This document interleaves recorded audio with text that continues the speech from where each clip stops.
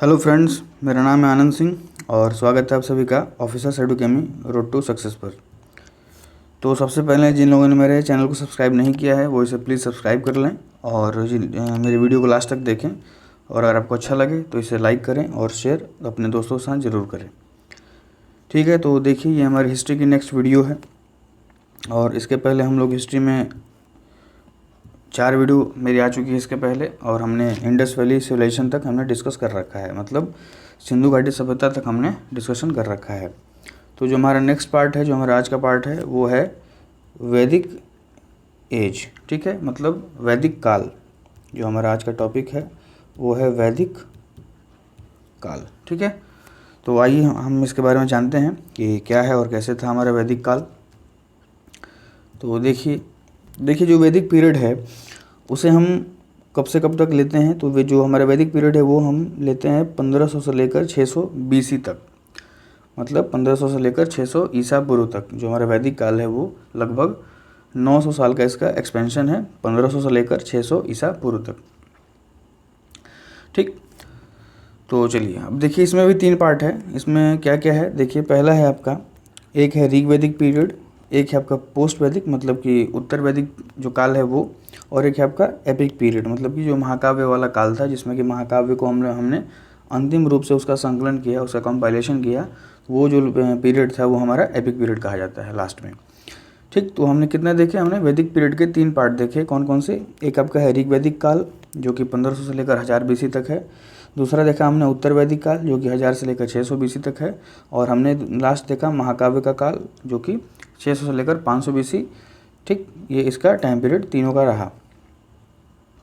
ठीक, देखिए अब जो टाइम पीरियड हमारी बात हो रही है, तो सर्वप्रथम जो था टाइम पीरियड के बारे में बताया किसने हमें, तो एक देखिए एक जर्मन स्कॉलर थे, एक जर्मन के वैज्ञानिक थे, विद्वान थे, उनका नाम था मैक्स मुलर।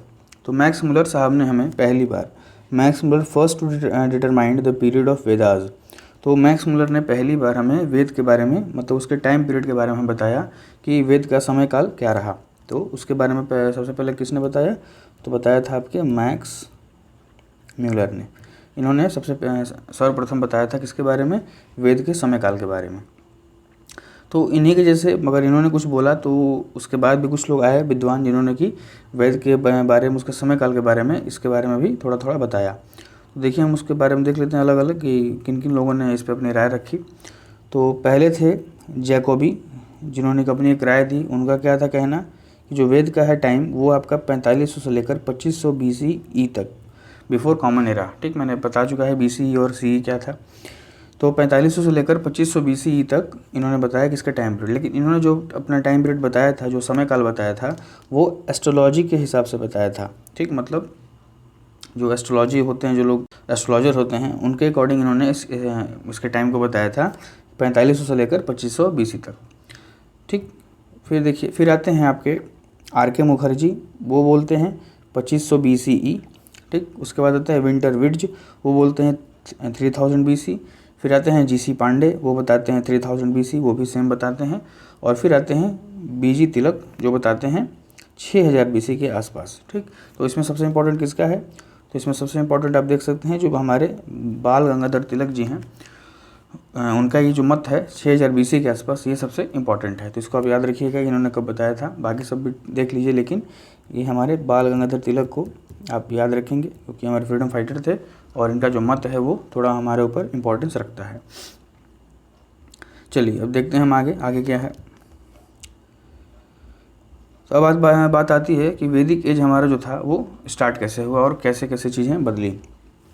तो देखिए जो वैदिक एज है इसको प्रॉपर माना जाता है कि the Vedic age started with Aryan occupation of the Indo Gangetic plains. ठीक, तो देखिए जो आर्य क्या था कि जो आर्य लोग थे वो भारत में कहाँ से आए थे, तो जो आर्य लोग थे वो हमारे भारत में जो सेंट्रल एशिया वाला पार्ट है, जो आपका ये मध्य एशिया वाला जो आपका भाग है, वहाँ से ये लोग चल करके हमारे भारत में आए थे। ठीक, तो ये लोग कहाँ से आए थे, तो ये लोग सेंट्रल एशिया से आए थे। ये भी आप याद रखिए कि आर्य आए कहाँ से थे, तो ये लोग आए थे सेंट्रल एशिया यानी कि मध्य एशिया से ये लोग चल करके हमारे भारत के साइड आए थे। दूसरी चीज़ कि देखिए आर्य क्या थे कि आर्य कोई जाति नहीं थी, कोई ये समुदाय नहीं था कि आप आर्य इसको बोल दें। आर्य मतलब होता क्या था, तो मीनिंग ऑफ द आर्य मतलब होता है नोबल, ठीक, मतलब सब लोग ज्ञानी लोग, उनको बोलते हैं आर्य। ये कोई जाति नहीं थी कि आप इनको आर्य बना दें कि आर्य हैं, तो ये लोग एक सभ्य लोग थे जो कि भारत में हमारे आए थे। अब देखिए जब भारत में एंट्री ले रहे थे तो उस टाइम पे भारत लगभग कब आए थे, तो ये आप कह सकते हैं कि 1500 BC के आसपास ये इंडिया में आए थे। तो जब ये 1500 BC में इंडिया में आए थे तो उस टाइम पे चल रहा था हमारा सिंधु घाटी सभ्यता, मतलब कि इंडस वैली सिविलाइजेशन हमारा उस टाइम पे रन कर रहा था। और रन क्या कर रहा था, वो अपने डिक्लाइन की ओर बढ़ा था, मतलब कि अब सिंधु घाटी सभ्यता क्या हो रहा था, पतन हो रहा था। अब वो सिंधु घाटी सभ्यता अपनी अब ढलान की ओर चल चुकी थी। तो अब इन लोगों ने क्या किया, जब आर्य हमारे देश में आए तो इन लोगों ने अपने साथ हॉर्स चैरियट लाए, मतलब कि घोड़ा गाड़ी लाए, ठीक, घोड़े पर बैठ के जो लोग चलते थे, घोड़ा गाड़ी थी, वो ये लोग भारत में लाए। अब इससे क्या हुआ कि जो सिंधु घाटी सभ्यता के लोग थे वो लोग यूज़ करते थे क्या, बैलगाड़ी, वो लोग बैलगाड़ी इस्तेमाल किया करते थे। लेकिन ये लोग लाए बाद में घोड़ा गाड़ी, ये लोग घोड़े पर जो आए, सवार होकर रथ लेकर आए, चैरियट लेकर आए, और यहीं से चीज़ें बदल गई। क्यों, क्योंकि जब ये लोग आए तो जब सिंधु घाटी सभ्यता के लोग साथ लड़ाइयाँ हुई, जब वॉर हुए, तो इसमें क्या हुआ कि ये लोग सिंधु घाटी पर भारी पड़ गए। क्यों, क्योंकि उन लोगों के पास बैलगाड़ियाँ थीं और इन लोगों के पास क्या था, घोड़ों से सजा हुआ रथ था, ठीक। तो इसके मुकाबले ये लोग थोड़ा उस पर भारी पड़ गए और धीरे धीरे जो था अपना इंडस वैली सिविलाइजेशन, मतलब कि सिंधु घाटी सभ्यता क्या हुआ, धीरे धीरे पतन की ओर जाने लगा और बिल्कुल बाद में आगे चलकर ख़त्म ही हो गया। और फिर ये लोग अपना नया साम्राज्य स्थापित कर लिए, ठीक है। तो यहाँ से आई होप आप लोग समझ रहे होंगे। दूसरी चीज़ क्या थी कि they introduce iron and the horse chariot to India. तो इन लोगों ने क्या किया, सर्वप्रथम भारत में क्या किया कि लोहे का और हॉर्स चैरियट, मतलब कि घोड़े का रथ, ये लोग पहली बार भारत में लेकर आए। और इनके जीतने का या इनके साम्राज्य के स्थापित होने का ये सबसे बड़ा कारण था कि ये लोग लोहे का यूज़ करते थे और घोड़े का इन लोग रथ पे चला करते थे और उसी से लड़ाइयाँ किया करते थे, ठीक है। तो ये दो इनके मेन पर्पज़ थे जीतने के भारत में और इनके यहाँ पर इनके साम्राज्य स्थापित होने में। चलिए दूसरी चीज़ देखिए लोग क्या किए। जो दूसरी चीज़ थी वो थी कि ये लोग अपने साथ एक भाषा लाए। They spoke Sanskrit and Indo European language. ये लोग अपने साथ संस्कृत भाषा को लाए, ठीक, ये अपने साथ संस्कृत भाषा को भारत में लाए। संस्कृत भाषा कैसी थी, ये एक कह सकते हैं आपकी भारोपीय परिवार की भाषा थी, मतलब हाफ इंडियन हाफ यूरोपियन, ये एक भारोपीय परिवार की भाषा थी। इंडो यूरोपियन इसको बोला जाता है इंग्लिश में। और उसी भाषा को ये लोग पहली बार इंडिया में लाए। किस भाषा को, तो संस्कृत को, ठीक है। तो ये भी आप समझ सकते हैं कि संस्कृत हमारे इंडिया में कैसे आई, तो इसे आर्य लोग ही लेकर हमारे इंडिया में आए थे। चलिए तो यहाँ तक मैंने बता दिया कि आर्य की एंट्री कैसे हुई, वो लोग अपने साम्राज्य को कैसे बनाए बाद में लड़ाइयाँ करके, और वो संस्कृत को भाषा बना करके इंडिया में लाते हैं। ये तीन चीज़ मैंने इंपॉर्टेंस बता दिया। अब देखिए आगे नेक्स्ट चीज़ क्या है कि ऋग वैदिक पीरियड, ठीक। जो ऋग वैदिक काल था उसमें क्या हुआ कि Rig Veda gives us knowledge about that period. मतलब जो ऋग वेद था वो इसके जो हमारा ऋग वेद है, ठीक है, जो हमारा ऋग वेद है वो इस काल के बारे में हमें बताता है कि आर्य लोग कैसे आए थे और कैसे कैसे इनका विस्तार हुआ और ये कैसे हमारे भारत में आकर रहने लगे, बस गए। तो उनका जो था विस्तार ये किस में पता चलता है, ऋग्वेद में पता चलता है, ठीक है। चलिए अब देखिए, according to Max Muller Central Asia was the original residence of the Aryans. मतलब जो था सेंट्रल एशिया जो था, मध्य एशिया जो था अपना, मध्य एशिया जो था वो क्या था, वो आर्य लोगों की जो थी वास्तविक जो निवास था उनका, आर्य लोगों का कहाँ पर था, सेंट्रल एशिया में। इसे किसने बोला, तो इसे मान्यता दी सर्वप्रथम मैक्स मूलर जी ने ही, जिन्होंने कि जिन्होंने वैदिक काल का समय काल बताया था, उन्होंने ही कहा कि आर्य लोगों की आपका जो निवास स्थान था, वास्तविक निवास स्थान था, वो आपका कहाँ पर था, वो मध्य एशिया में था। और फिर जैसा कि इन्होंने बोला तो फिर इनके समक्ष ही बहुत सारे लोगों ने और मत रखे। तो विलियम जोन्स ने कहा कि वो लोग यूरोप से आए थे, गाइल्स ने कहा कि वो लोग हंगरी से आए थे। लेकिन ये देखिए दो जो इम्पोर्टेंट चीज़ें हैं, दो कौन कौन से, एक थे बाल गंगाधर तिलक, फिर यहाँ कुछ अपनी राय देंगे, और एक दयानंद सरस्वती जी। तो बाल गंगाधर तिलक ने कहा कि ये लोग आर्कटिक क्षेत्र से आए थे। मतलब अगर आपका ये ग्लोब है, ठीक है, ये हमारा यहाँ पर इंडिया है और ये होता है आर्कटिक क्षेत्र, ये आर्कटिक है और ये एंटार्कटिक है। ठीक, तो ये उन्होंने कहा कि ये लोग यहाँ से आए थे। ठीक, आर्कटिक क्षेत्र से आए थे। किसने बोला? तो बोला इस किन्होंने, बाल गंगाधर तिलक जी ने बोला कि ये लोग आर्कटिक क्षेत्र से आए थे, और दयानंद सरस्वती ने बोला कि ये लोग तिब्बत से आए थे। ठीक, तो ये दो मत आप इम्पॉर्टेंट है, इसको याद रखिएगा कि तिलक जी ने कहाँ बोला, तो तिलक जी ने बोला था कि कहाँ से आए लोग, ये लोग आए थे आर्कटिक क्षेत्र से, और दयानंद सरस्वती ने बोला कि ये लोग तिब्बत से आए थे। तो ये दो आपको याद रखने हैं, और ये मैक्सिमम एग्ज़ाम में आ चुका है, जैसे कि CAPF, आपका MPPSC राजस्थान में आ चुका है। ठीक है, ये छत्तीसगढ़ पीसीएस में आ चुका है। तो ये जो दो क्वेश्चंस हैं ये बार बार रिपीट हो चुके हैं, तो हो सके आपके भी एग्ज़ाम में ये देखने को मिल जाए, इसलिए आप इन दो मतों को बिल्कुल याद कर लीजिएगा। चलिए दूसरी चीज़ देखते हैं। अच्छा, एक आपको मैं एक इन्फॉर्मेशन देनी थी मुझे, आप देखिए होता क्या है कि जो हमारा नाम है देश का, क्या हमारे देश का नाम क्या कहते हैं हम लोग, अगर शुद्ध हिंदी में बात करें तो हम लोग इसको बोलते हैं भारतवर्ष। ठीक है, हम इसे नाम देते हैं भारतवर्ष।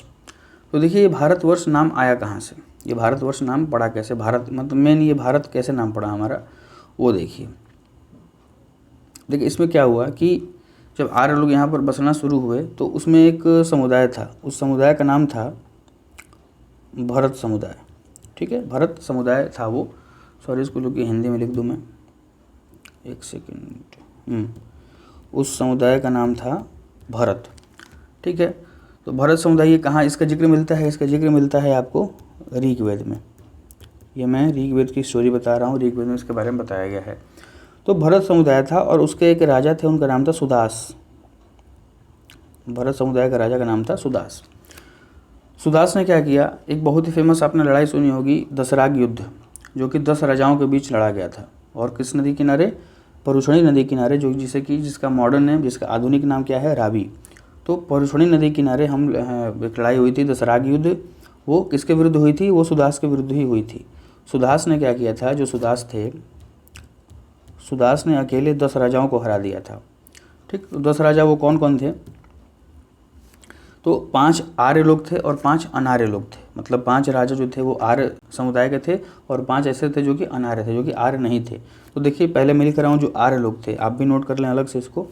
तो देखिए जो आर्य लोग थे वो कौन थे? वो थे पहले अनु, ठीक है, फिर थे आपके द्रहु, फिर थे यदु, फिर थे आपके तुर्वा, और एक थे आपके पुरु। तो ये 5 राजा थे, जिस आर्य लोग थे जिसे कि किसने? सुदास ने हराया था। कौन कौन? अनु, द्रहु, यदु, तुर्व, पुरु। ये 5 कौन थे? आर्य लोग थे जिसे कि सुदास ने हराया था। और 5 अनार्य लोग थे जिसे हराया था उन्होंने, वो कौन थे? वो थे आपके अकिन्न, ठीक है, उसके बाद पख्त, अकिन्न, पख्त, फिर थे आपके भलानास, उसके बाद विशानिन, उसके बाद आएंगे आपके शिवी। तो ये 5 अनार्य लोग थे जिसे कि किसने? सुदास ने हराया था। तो वो 10 राजा कौन थे? फिर से एक बार रिवाइज कर दूँ, जिसे कि सुदास ने हराया था। ये लड़ाई किसके साथ हुई थी? ये लड़ाई हुई थी आपकी सुदास के साथ, किस versus? Sudas versus 10 Kings. Sudas और 10 राजाओं के बीच में लड़ाई हुई थी। वो कौन कौन थे? अनु, द्रहु, यदु, तुर्व, पुरु, अकिन्न, पख्त, भलानास, विशानिन और शिवी। ये 10 लोग थे, 5 आर्य और 5 अनार्य, जिनके बीच में कौन सा बैटल हुआ था? तो बैटल हुआ था ये दसराग युद्ध, 10 राजाओं के बीच ये आपका युद्ध हुआ था। ठीक है, तो किस नदी किनारे हुआ था? तो ये नदी थी आपकी परुषणी नदी, जिसे कि हम आज के डेट में क्या बोलते हैं? रावी। ठीक है, रावी किसकी सहायक नदी है? सिंधु नदी की सहायक नदी है रावी। इंडस नदी की सहायक नदी है रावी, तो जिसका आज मॉडर्न नाम है रावी, और इसी के तट पर दसराग युद्ध हुआ था। ठीक, तो ये कुछ आपके एक्स्ट्रा इन्फॉर्मेशन थी, ये मैंने बता दिया। और जब इन्होंने सुदास ने इन 10 राजाओं को हराया तो उन्हीं के समुदाय के नाम पर, भरत के नाम पर, हमारे देश का नाम क्या हो गया? भारतवर्ष। ठीक है, चलिए अब आगे देखिए। दूसरी चीज़ क्या देख रहे हैं इसमें कि there were no rituals in Rigvedic period, मतलब कि जो ऋग्वेदिक काल था वहाँ पर कोई भी रिचुअल्स नहीं थे। ठीक, कोई भी वहाँ पर रिचुअल्स फॉलो नहीं करते, मतलब किया जाता था। लोग अपनी आम जिंदगी जीते थे, जिसको जैसे इच्छा होती थी वो वैसे अपनी ज़िंदगी बिताता था। ठीक है, फिर देखिए नेक्स्ट क्या है कि कसाइट इंस्क्रिप्शन ऑब्टेन्ड फ्रॉम इराक। ये बहुत बार क्वेश्चन आ चुका है बहुत सारी जगहों पर। क्यों आ चुका है? क्योंकि जो कसाइट का अभिलेख था, आपका देखिए इंस्क्रिप्शन मतलब क्या होता है, हिंदी वालों को बता दूं मैं, उसका मतलब होता है अभिलेख, ठीक है। तो इंस्क्रिप्शन का मतलब होता है अभिलेख। तो जो कसाइट का अभिलेख मिला था, कहाँ से, इराक से मिला था। तो ये क्यों इम्पोर्टेंट है, क्योंकि यहीं पर पहली बार आर्य शब्द का इस्तेमाल किया गया था। जो आर्य वर्ड है वो कहाँ से आया, अगर पूछ दे कोई, तो ये कसाइट अभिलेख से ही हमें आर्य शब्द पहली बार मिला था, ठीक। तो ये भी बहुत बार आ चुका है हर जगह कि कहाँ से, किस अभिलेख से हमें आर्य शब्द का सर्वप्रथम उल्लेख मिलता है, तो वो था कसाइट अभिलेख। कब मिला था ये, तो ये आपको लगभग मिला था 1600 BC के आसपास, ठीक है। ये 1600 BC के आसपास इसकी खोज की गई थी, मतलब सॉरी, ये उस टाइम का था, 1600 BC का समय का था ये, और इसकी खोज मतलब आगे चलकर की गई थी। और यहीं पर हमें सर्वप्रथम किसकी, कौन से शब्द की उल्लेख मिलता है, तो वो था आपका आर्य शब्द का उल्लेख हमें सर्वप्रथम मिलता है, ठीक है। चलिए आगे देखते हैं। देखिए अब क्या है, तो नेक्स्ट है बोगाज़कोई इंस्क्रिप्शन, ठीक है। बोगाज़कोई का अभिलेख। बोगाज़कोई में एक जगह थी, एक मतलब वहाँ के राजा थे, वो थे मितन्नी के राजा, मितन्नी के एक राजा थे, ठीक है। तो वहीं से इस जगह का नाम था और वहीं से बोगाज़कोई का अभिलेख मिला था। इसमें देखिए क्या हुआ था कि दो लोगों के बीच संधि हुई थी, दो राजा थे, यहाँ पर एक फर्स्ट ये थे राजा वर्सेस सेकंड किंग, जो दूसरे राजा थे, उनके बीच एक संधि हुई थी। क्या हुई थी, एक ट्रीटी हुई थी, एक संधि की गई थी। और जो इन दो राजाओं के बीच संधि हुई थी, इसका मतलब ऐसा कहा जाता है कि इसके साक्ष्य में 4 देवता उस समय पे उपस्थित थे, ठीक। उस समय पे क्या था कि जो 4 देवता थे वो लोग यहाँ पर उपस्थित थे, इस संधि के गवाह थे, इस संधि के वो लोग साक्ष्य थे कि उन लोगों ने इस संधि को देखा है, जो ये संधि दो राजाओं के बीच हुई है। और वो देवता कौन थे, तो वो लोग थे इंद्र, मित्र, वरुण और नासत्य। ये सीधे सीधे क्वेश्चन आपके यूपीएससी में आ चुका है। यही ऑर्डर पूछ दिया था डायरेक्ट कि आप ऑर्डर में बताइए कि किस ऑर्डर में ये बोगाज़कोई अभिलेख में इसका जिक्र मिलता है। तो ऑर्डर क्या था, इंद्र, मित्र, वरुण और नासत्य। ये आपको ऑर्डर हमेशा याद रखना है कि बोगाज़कोई के अभिलेख में जब दो राजाओं के बीच संधि हुई तो उसके साक्ष्य में ये 4 देवता उपस्थित थे उस समय पे। ये कौन थे, इंद्र, मित्र, वरुण और नासत्य। ये 4 देवताओं को आपको याद रखना है बिल्कुल ऑर्डर में, IMVN, ठीक। ऐसे आप फर्स्ट आपका लेटर भी याद कर लेंगे तो आप एग्जाम में पकड़ लेंगे उसे। तो इंद्र, मित्र, वरुण और नासत्य आपको याद रखना है, क्योंकि ये एग्ज़ाम में आ चुका है और यूपीएससी में है। तो बिल्कुल अगर आप स्टेट पीसीएस की पढ़ाई कर रहे हैं तो वहाँ तो जाहिर सी बात आपको दिख ही जाएगा कहीं ना कहीं पे। चलिए अब देखते हैं नेक्स्ट क्या है, Aryans who came to India और आर कॉल्ड इंडो आर्यंस। देखिए जो इंडो आर्यंस थे, देखिए सभी जो थे उनको हम इंडो आर्यन नहीं कह सकते हैं। क्यों, क्योंकि जो सिर्फ और सिर्फ जो कि हमारे भारत आए, हम उन्हीं को इंडो आर्यन बोलेंगे। क्यों, क्योंकि वो भारत आए तो इंडो आर्यन हो गए वो, लेकिन और जो नहीं है उनको हम इंडो आर्यन की श्रेणी में नहीं रख सकते हैं। तो जो भी आर्य लोग हमारे भारत में आ गए तो वो क्या हो गए, हिंद आर्य हो गए, इंडो आर्यन हो गए। ये तो आप नॉर्मल लॉजिक लगा सकते हैं खुद से भी। चलिए देखते हैं नेक्स्ट देखिए क्या दिया है कि a new government system was introduce and ruled by warrior chief called राजाज। अब देखिए इसमें क्या हुआ कि जब ये लोग भारत आए तो इसके पहले क्या था, सिंधु घाटी सभ्यता थी और उन लोगों में कोई राजा या प्रजा का कॉन्सेप्ट था नहीं। वो लोग तो कैसे रहते थे, एक ऊंचा था वहाँ पे उसको बोला गया सिटाडेल, और एक नीचे लोग रहते थे जो कि आम लोग यहाँ पर रहा करते थे। लेकिन जब आर्य लोग आए तो उन लोगों ने क्या किया, एक सरकार के तरह से गवर्नमेंट सिस्टम बनाया, सरकार का व्यवस्था की उन लोगों ने, और एक पूरे समुदाय को एक लोग लीड करेंगे और जो लीड करेगा उसे कहा गया राजा। उन्होंने क्या किया, राजन व्यवस्था शुरू कर दी, मतलब हमारा एक राजा रहेगा, ठीक। और यही चीज़ हमने आगे फॉलो करते रहेंगे। अब उसके बाद बहुत सारे राजा आएंगे, मौर्य वंश, नंद वंश, ये सब वंश बहुत आगे आते रहेंगे।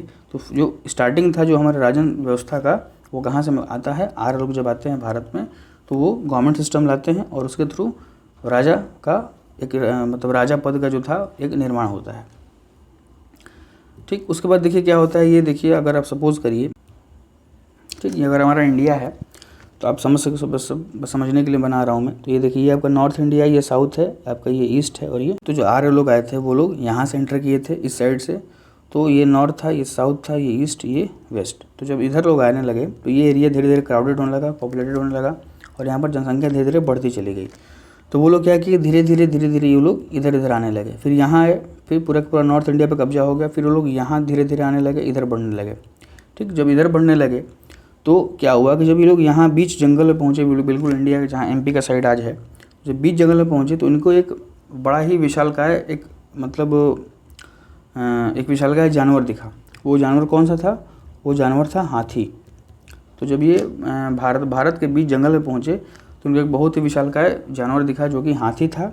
और इसी हाथी का जो सर्वप्रथम उल्लेख मिलता है, आप लोग सब जानते होंगे क्या होता है वो, उसका नाम होता है ऐरावत, जिसे कि इंद्र भगवान का सवारी कहा जाता है, ऐरावत। और इसी का सर्वप्रथम उल्लेख मिलता है हमारे वेद में, किसके नाम से? ऐरावत हाथी के नाम से। और ये हमारे इंद्रदेव का क्या है? सवारी है। ठीक, तो इसका उल्लेख पहली बार ऋग्वेद में ही मिलता है, ऐरावत हाथी का। ठीक है, तो ये लोग पूरे के पूरे दक्षिण में फैलने लगे धीरे धीरे, जगह न होने के कारण, और इन्होंने पूरा अपना विस्तार कर लिया। ठीक है, तो फिर वही है कि द ट्राइब्स वर कॉल्ड, गण जो हमारे मतलब एक तो राजा हो गया, और दूसरा चीज़ क्या था कि जो लोग भाई जो प्रजा थी उनको क्या कहा गया? उनको गण कहा जाने लगा। ठीक है, जो लोग थे प्रजा थी उनको गण कहा जाने लगा। और जो आपके मेन हेड थे उस पूरे ट्राइब के, वो कौन थे? वो थे राजा। चलिए अब देखिए, अब यहाँ पे दिखाया है कि विस्तार, उनका विस्तार कैसे हुआ। Spread of Aryans in India, Bharat में जो आर्य लोग थे उनका विस्तार कैसे हुआ। तो क्या दिया है कि while driving the Dasyus beyond the Vindhyas and thus gain the occupation and more land in the eastern and northern parts of the country, they remained as Aryavarta. ठीक, sorry, renamed it as Aryavarta. अब देखिए हुआ क्या कि एक समुदाय था और उसका नाम था, उनको मतलब कहा जाता था दास दस्यू। ठीक, हिंदी में एक सेकंड हिंदी में लिख दूँ मैं इसे, उनको कहा गया दास दस्यू। देखिए दास दस्यु के क्या थे कि ये लोग वैसे थे कि जिनको कोई मतलब बहुत ही कोई पावरफुल ये लोग नहीं थे, ये बहुत ही वीक टाइप के लोग थे, और अपना छोटा छोटा एरिया बना करके ये लोग रहा करते थे, बहुत छोटे छोटे इलाके में ये लोग रहा करते थे। और स्पेशली ये रहा कहाँ करते थे? जो साउथ इंडिया था ये लोग उधर ही रहा करते थे। जब आर्य लोग धीरे धीरे अपना विस्तार कर रहे थे तो ये लोग क्या किया कि विंध्य हमारा है यहाँ पर, जो विंध्य पर्वत है उसे पार करके ये साउथ में आए, और साउथ में आने के बाद इन लोगों ने इनको मारकर भगा दिया और इन पे धीरे धीरे शासन करने लगे। और जब ये शासन करने लगे तो जो हमारा नॉर्थ इंडिया है, तो जो नॉर्थ इंडिया है वो लोग वहाँ पर कब्जा कर लिए पूरे के पूरे इस नॉर्थ इंडिया पर। और इसी को इन लोगों ने नाम दे दिया क्या? उसको नाम दे दिया आर्यवर्त। ठीक, इसको नाम दे दिया इन लोगों ने आर्यवर्त। जो पूरा का पूरा नॉर्थ पर कब्जा कर लिया तो उस पूरे के पूरे इलाके को इन लोगों ने मतलब जो पूरा एरिया था उसको इन लोगों ने बोल दिया आर्यवर्त, और इसका नाम ही पड़ गया पूरा का पूरा आर्यवर्त। और भारत को भी हम आज इस एक और नाम से जानते हैं जिसको बोलते हैं आर्यवर्त, और इसके पीछे कहानी यही है। चलिए उसके बाद जो पौराणिक कथाएं हमारी हैं वेद में, उसके अकॉर्डिंग जो हमारे इकलौते उस टाइम पर जो सर्वप्रथम देवता का उल्लेख किया गया है वो देवता हैं इंद्र भगवान। जो हमारे पुराने के पुराने जो देवताओं का जिक्र किया गया है उसमें सबसे जो प्राचीन है वो हैं इंद्र। ठीक है, वो इंद्र भगवान हैं, और उन्हीं का हम ऋग्वेद में उनका चर्चा किया गया है। और क्यों कहा गया है? क्योंकि यही थे जो किसको ख़त्म किए थे? जो दास दस्यु को यही इन्होंने ही उनका नाश किया था। किसने? इंद्र भगवान ने। इंद्र का एक और नाम मिलता है, इंद्र को हम एक और नाम से जानते हैं, वो नाम है पुरंदर। ठीक है, तो पुरंदर के नाम से हम जानते हैं इंद्र को। क्यों? क्योंकि पुरंदर का मतलब होता है कि डिस्ट्रॉयर ऑफ 100 ऑफ फोर्ट्स, मतलब जिसने कि सैकड़ों किलो का विनाश किया हो, उसको पूरा मतलब विध्वंस कर दिया हो किलों का, उसको हम बोलते हैं पुरंदर। और इसीलिए हमने जो इंद्र हैं उनको हम पुरंदर के नाम से भी जानते हैं। ठीक है, चलिए इतना आप लोगों को समझ में आया होगा। अब नेक्स्ट देखिए, नेक्स्ट क्या है? यही जो मैंने ऊपर बताया आपको कि the country Bharatvarsha is named after the Bharata tribe which is mention in the Rigveda. वही कि जो मैंने अभी स्टोरी आपको बताई कि भारतवर्ष कैसे परिणाम पड़ा, कैसे जो भरत समुदाय के जो राजा थे सुदास, उन्होंने 10 राजाओं को एक साथ हरा दिया था, 5 आर्य और 5 अनार्य। कौन कौन थे वो? फिर से रिवाइज करा दूँ आपको। जो आर्य लोग थे वो थे अनुद, रहु, यदु, ध्रुव और पुरु, और जो अनार्य लोग थे वो थे अकिन, पक्त, भल्लास, विशानीन और शिवी। ये 10 राजा थे जिन्हें कि सुदास ने अकेले हरा दिया था, और इसी बहादुरी के लिए उनके समुदाय के नाम पर हमारे देश का नाम भारतवर्ष नाम पड़ गया, भारत नाम पड़ गया। ठीक है, तो चलिए ये देखिए मैंने ऊपर कुछ पिक्चर लगाई थी, ये देखिए जैसे कि आपका ये वाला एक फ़ोटो देखिए जो यहाँ की यज्ञ हो रहा है, पूरे हमारे मतलब जो मेरे साधु संत हैं वो लोग बैठे हैं, वो यज्ञ कर रहे हैं। उसके बाद एक मैंने यहाँ पिक लगाई थी, जैसे कि ये देख सकते हैं आप, ये जो अटैक हुआ था, राजाओं का युद्ध हुआ था, जो आ रहे हैं देश में हमारे, उनका एक तरह से मतलब चित्रण किया गया है। तो ये 2 पिक्चर मैंने यूज़ की थी, और एक ऊपर पिक्चर मैंने यूज़ की थी क्या, ये घोड़े वाली। देखिए ये एक्चुअली आर की फ़ोटो तो नहीं है, जो लोग आए थे, मैंने बहुत ढूंढा लेकिन मिला नहीं सोर्स मुझे, तो मैंने बस आपको दिखाने के लिए एक ऐसे ही हॉर्स चैरिट लगा दिया, घोड़े का रथ लगा दिया कि आप लोग इसे देख करके समझ पाएँ। चलिए अब हम नेक्स्ट देखते हैं। नेक्स्ट हमारा लास्ट ये बस टॉपिक है आज का, उसके बाद हम नेक्स्ट वीडियो में अपनी चर्चा आगे बढ़ाएंगे। तो देखिए नेक्स्ट क्या है कि जो रिलीजियस टेक्स्ट थे, जो धार्मिक हमारे चीज़ें थी, वो जो धार्मिक टेक्स्ट मिले हैं वो क्या थे। तो देखिए वो 2 तरीके से थे। एक थे आपके श्रुति, मतलब सुनी हुई चीज़ें, और एक था स्मृति, मतलब लिखी हुई चीज़ें।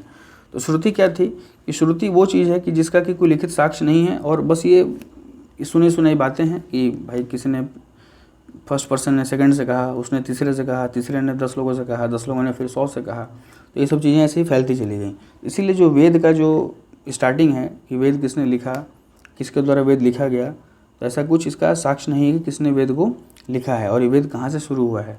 लेकिन ऐसा कहा जाता है कि जैसे वेद में जो बातें लिखी गई हैं, जितनी मतलब एक हाई क्वालिटी की जो बातें लिखी गई हैं, बिल्कुल उसको मतलब एक्सप्लेन नहीं किया सकता है, वैसी कुछ बातें हैं। तो ऐसा माना गया है कि वो डायरेक्ट किसने लिखा है, भगवान ही वैसा लिख सकते हैं। वो किसी आम इंसान के बस की बात नहीं है कि वैसी स्पिरिचुअल बातें कोई आम इंसान लिख पाए। वो सीधे सीधे माना जाता है कि उन लोग भगवान ही पक्का है कि वो आके लिखे होंगे, इंसान के बस की तो बात बिल्कुल नहीं है, जैसा कि वेद में चीज़ें बताई गई हैं। तो वेद के देखिए कुछ उसके पार्ट्स हैं, जो सब पार्ट्स हैं वो क्या है, संहिता है, ब्राह्मण है, अर्यंक हैं और उपनिषद हैं। इसको हम नेक्स्ट वीडियो में चर्चा अपनी करेंगे। जितने भी वेद कितने होते हैं, वेद के पार्ट्स कितने होते हैं, इसको हम अपनी नेक्स्ट वीडियो में इसकी चर्चा करेंगे। फिर देखिए स्मृति पे आते हैं। स्मृति क्या है, स्मृति में देखिए क्या होता है, ये सूत्र हैं, जो भी आपके सूत्र वगैरह होते हैं। एपिक्स हैं, जैसे रामायण और महाभारत इंक्लूडेड, श्रीमद् भागवत गीता, महाभारत में भी क्या है इंक्लूडेड है श्रीमद् भागवत गीता। तो देखिए रामायण क्या था कि रामायण महाभारत से पहले की घटना है, लेकिन इसका जो संकलन है वो महाभारत के बाद जाके हुआ है। ठीक है, तो इसीलिए हम क्या करते हैं कि महाभारत को हम क्या मानते हैं, ओल्डेस्ट मानते हैं, क्या, एपिक। ये हमारी ओल्डेस्ट एपिक है, मतलब कि सबसे प्राचीन महाकाव्य है। क्यों?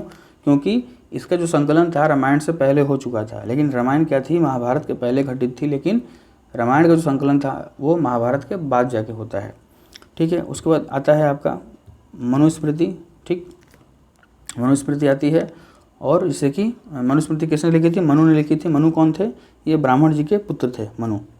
इनका जो था धरती पर जन्म ये लिखने के लिए हुआ था, और मतलब हिंदू परंपरा के अनुसार और वेद के अनुसार ये ब्राह्मण जी के ये पुत्र थे मनु, और उनका जो जन्म था वो मनुस्मृति लिखने के लिए हुआ था। मतलब कि जो मनुस्मृति क्या करती है, जो हमारे समाज के नियम तय करती है। ठीक है, हमारे समाज के नियम तय करती है मनुस्मृति, और जिसे कि B.R. अम्बेडकर जी ने फाड़ कर जला दिया था। ठीक है, इसी मनुस्मृति को। और फिर आता है लास्ट में पुराण। ठीक, तो ये इतने सारे पार्ट थे आपके। श्रुति में वेद में 4 पार्ट, और स्मृति में सूत्र, रामायण, महाभारत, मनुस्मृति और पुराण। तो ये सारे के सारे इसके पार्ट्स थे। तो ये रहा हमारा आज का टॉपिक, सारा का सारा वेद। मैंने एक आपको इंट्रो कराया कि वेद क्या है, कितने पार्ट्स होते हैं, क्या क्या इसकी स्टोरी थी, कैसे वेद हमारे भारत में शुरू हुए। और हम इसके नेक्स्ट पार्ट में हम जो जितने वेद के पार्ट होते हैं, कौन कौन से होते हैं वेद के पार्ट, आपके ऋग वेद होता है, सामवेद होता है, यजुर्वेद होता है और अथर्ववेद होता है। तो हम ये चारों वेद देखेंगे, और फिर उपनिषद कितने होते हैं, अर्यंक कितने होते हैं, उपवेद कितने हैं, क्या क्या हैं, तो वो सब हम आगे अपनी आने वाली वीडियो में देखेंगे। तो ठीक है, तो उम्मीद करता हूँ आप लोग की आज की वीडियो अच्छी लगी होगी, और अगर अच्छी लगी तो इसको आप लाइक करें, शेयर करें और सब्सक्राइब ज़रूर करें, और जो हमारा बेल आइकन है उसे प्रेस कर लें, ताकि और उसे ऑल पर कर लें, ताकि मेरे आने वाली हर वीडियो की अपडेट आपको मिलती रहे और आप अपनी पढ़ाई इसी तरह आगे जारी रखें। ठीक है, और दूसरी चीज़ इम्पॉर्टेंट कि मेरे हर वीडियो की जो PDF है, मैं हर बार बताता हूँ, मेरी हर वीडियो की जो PDF है वो आपको डिस्क्रिप्शन बॉक्स में बिल्कुल अटैच मिलेगी, वो भी बिल्कुल फ्री, बिना किसी कॉस्ट के। तो आप बिल्कुल जाइए, अब मेरी वीडियो देखिए और मेरे PDF को पढ़िए दोबारा, और बिल्कुल आपको फ़ायदा मिलेगा। ठीक है। और अगर आपको मेरी वीडियो अच्छी लगे तो मैं फिर से बोल रहा हूँ, इसे ज़रा एक बार आप शेयर कर दें और अपने दोस्तों से सब्सक्राइब करवाएं और ख़ुद भी करें। ठीक, अगर आप नए व्यूवर हैं मेरे चैनल पे तो खुद भी सब्सक्राइब करें और दूसरों से भी सब्सक्राइब करवाएं। ठीक है, तो तब तक के लिए धन्यवाद और मेरे आने वाले वीडियो के लिए आप जुड़े रहिए मेरे साथ। तब तक के लिए धन्यवाद।